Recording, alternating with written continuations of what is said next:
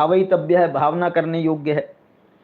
क्योंकि षोडश वर्णिका कार्तस्वर लाभवत, जो 16 वर्णिका का कार्तस्वर है माने सुवर्ण है, उसका लाभ उसको हो गया है।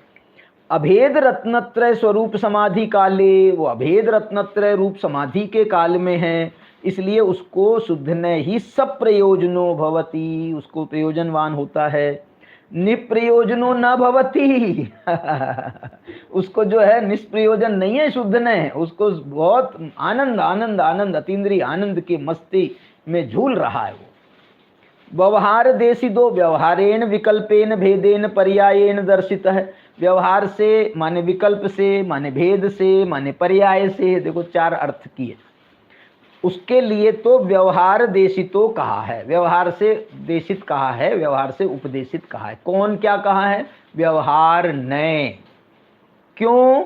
क्योंकि अधस्तन वर्णिका सुवर्ण लाभवत, वो अधस्तन नहीं है, वो तो उसके लिए तो उन्होंने कहा था षोडश वर्णिका, और वो षोडश वर्णिका के जो पहले है अधस्तन वर्णिका सुवर्ण लाभवत, उसके पहले यदि आपका जो शुभोपयोग का काल है और मध्यम अवस्था में यदि सुवर्ण है तो उसके लिए व्यवहार ने भी प्रयोजनवान है। आप व्यवहार ने को ऐसे समझ लो उदाहरण के लिए कि जैसे सुवर्ण अभी पूरा शुद्ध नहीं हुआ है तो अभी तो उसको आपको अग्नि में रखना ही पड़ेगा।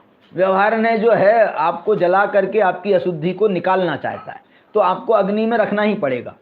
लेकिन यदि आपका सुवर्ण बिल्कुल शुद्ध हो गया है तो अब आप उसको अग्नि से उतार दो, अब उसके लिए अग्नि क्यों लगा रहे हो ये व्यवहार ने की जो अग्नि की उसको जरूरत नहीं है। देखो समय हो गया है, मैं जल्दी पूरा करता हूं। ये पुरुषादु पुनः अप्रमेय अशुद्धे, ये जो है ना, ये कौन पुरुष हैं जिनके लिए व्यवहार ने प्रयोजनवान है?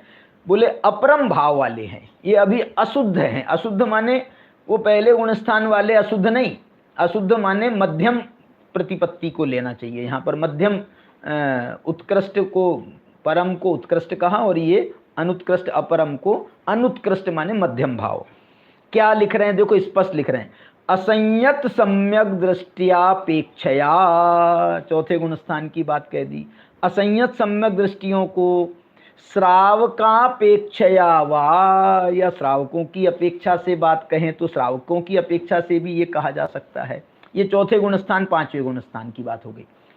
अब सराग सम्यक दृष्टि लक्षणे शुभोपयोगे, ये जो है ना, ये सराग सम्यक दृष्टि लक्षण वाले शुभोपयोग हैं।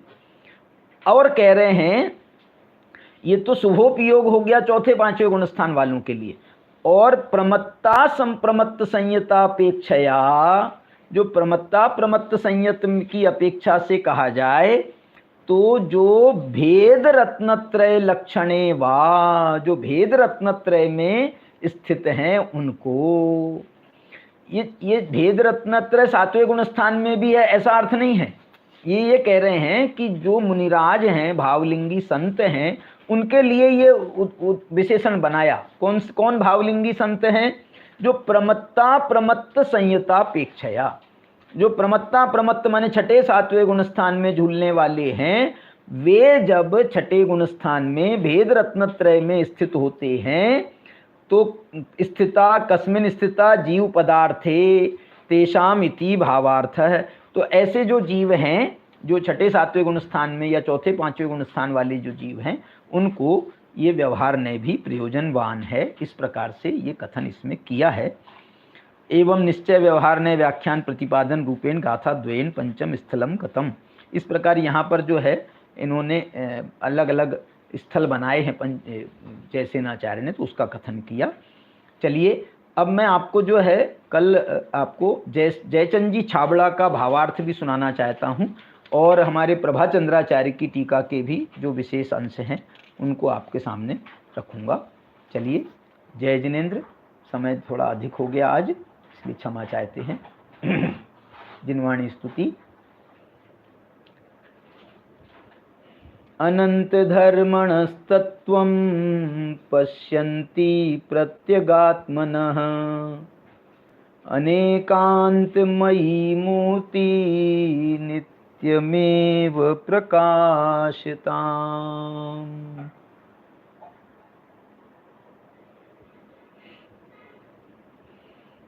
जय जिनेन्द्र।